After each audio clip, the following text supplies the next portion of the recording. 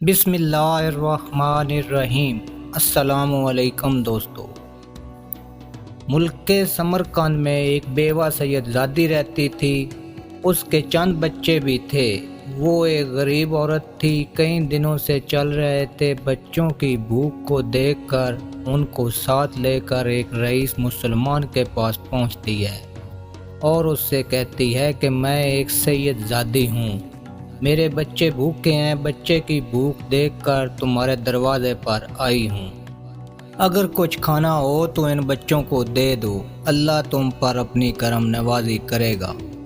وہ رئیس مسلمان جو دولت کے نشے میں مخمور تھا اور برائے نام مسلمان تھا، کہنے لگا اگر تم واقعی سید زادی ہو تو کوئی دلیل پیش کرو، مجھے کیسے پتہ چلے گا کہ تم ایک سید زادی ہو؟ وہ سید زادی کہنے لگی کہ میں ایک غریب عورت ہوں، ان بچوں کی بھوک کی وجہ سے تمہارے دروازے پر آ گئی ہوں، تم سے کھانا طلب کیا ہے، اللہ کے نام پر طلب کیا ہے، اسی اللہ کو حاضر ناظر جان کر کہتی ہوں کہ میں سید زادی ہوں، اس کے علاوہ میں کیا دلیل پیش کروں؟ وہ شخص کہنے لگا زبانی جمع خرچ کا مالک نہیں ہوں، اگر کوئی دلیل ہے تو پیش کرو ورنہ چلی جاؤ۔ سید زادی اپنے بچوں کو لے کر اس رئیس مسلمان کے دروازے سے مایوس لوٹتی ہے۔ اس کے بعد وہ اپنے بچوں کو ساتھ لے کر ایک مجوسی رئیس کے پاس پہنچتی ہے اور اپنا سارا قصہ بیان کرتی ہے۔ وہ مجوسی بولتا ہے اے محترمہ، اگرچہ میں مسلمان نہیں ہوں مگر تمہاری سیادت کی تعظیم و قدر کرتا ہوں، آؤ اور میرے ہاں ہی قیام فرماؤ، میں تمہاری روٹی اور کپڑے کا ضامن ہوں، تمہارے بچوں کے کھانے کا ضامن ہوں، میں ہر لحاظ سے تمہاری خدمت کروں گا۔ اور یہ کہنے کے بعد اس نے اس سید زادی کو اور اس کے بچوں کو اپنے ہاں ٹھہرنے کی جگہ دے دی۔ اس سید زادی کو اور اس کے بچوں کو کھانا کھلایا اور ان کی آؤ بھگت کی اور ان کی بڑی خدمت کی۔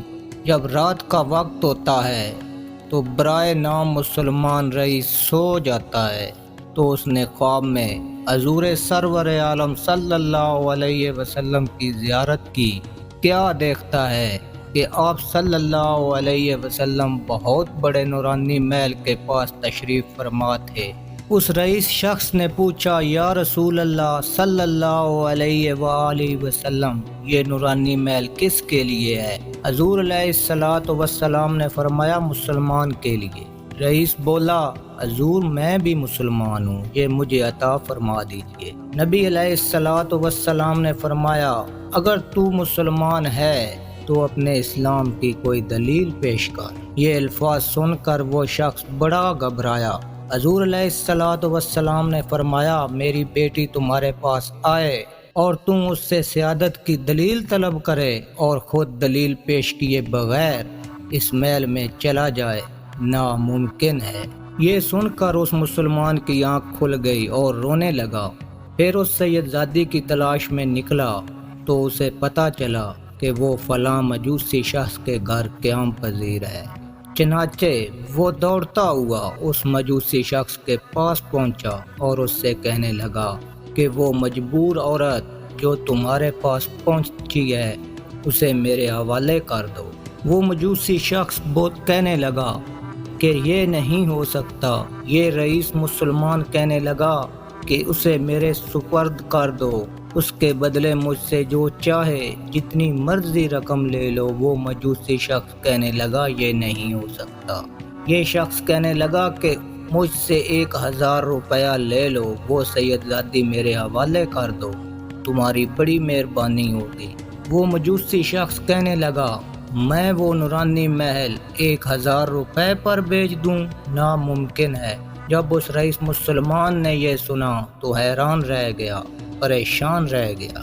وہ مجوسی شخص بولا حضور صلی اللہ علیہ وسلم جو تمہیں خواب میں مل کر اس محل سے دور کر گئے ہیں وہ مجھے بھی خواب میں مل کر اور کلمہ پڑھا کر اس محل میں داخل فرما گئے ہیں۔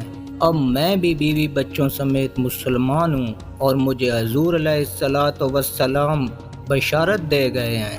تو اپنے اہل و عیال سمیت جنتی ہے، سبحان اللہ۔ تو ناظرین گرامی، دلیل طلب کرنے والا برائے نام مسلمان بھی جنت سے محروم رہ گیا، اور نسبت رسول صلی اللہ علیہ وسلم کا لحاظ کر کے بغیر دلیل کے بھی تعظیم و ادب کرنے والا ایک مجوسی بھی دولت ایمان سے مشرف ہو کر جنت پا گیا۔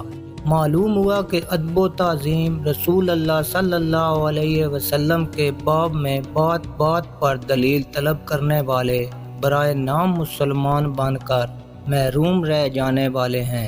اللہ تبارک و تعالی سے دعا کرتا ہوں کہ اللہ پاک ہم سب کو دل و جان سے سادات قرآن کا خدمتگار بنائے، اور نبی علیہ الصلاۃ والسلام جن لوگوں سے روز محشر خوش ہوں گے ان میں شامل ہونے کے لیے محنت کرنے کی توفیق عطا فرمائے۔ آمین ثم آمین۔